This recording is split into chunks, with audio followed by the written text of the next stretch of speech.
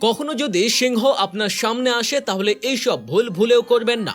Number 1, সিংহের থেকে বাঁচতে ভুলেও পালাবেন না, কারণ ভাই আপনি সিংহের থেকে বেশি জোরে দৌড়াতেই পারবেন না। নাম্বার 2, আপনার আশেপাশে যদি কোনো গাছ থাকে তাতে চড়বেন না, কারণ সিংহ গাছে উঠতে পারে।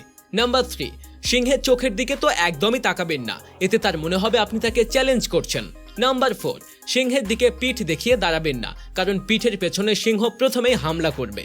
নাম্বার 5, সিংহের কাছ থেকে বাঁচতে মরার অ্যাক্টিং তো কোনোদিনও করবেন না, কারণ এটা ভাল্লুকের ওপর কাজ করতে পারে, সিংহের ওপর নয়। নাম্বার 6, যদি সিংহকে তার বাচ্চার সাথে দেখেন তাহলে 100 ফুট দূরে থাকবেন, কারণ একটা বাচ্চার জন্য একটা মা যে কোনো কিছু করতে পারে। নাম্বার 7, সিংহের সামনে কিছু করার আগে এটা অবশ্যই দেখবেন সে হামলা করবে কিনা। নাম্বার 8, এখন সিংহ থেকে বাঁচতে 2 হাত উঁচু করে জোরে চিল্লাবেন, যাতে সিংহের মনে হয় আপনি একজন হিরো।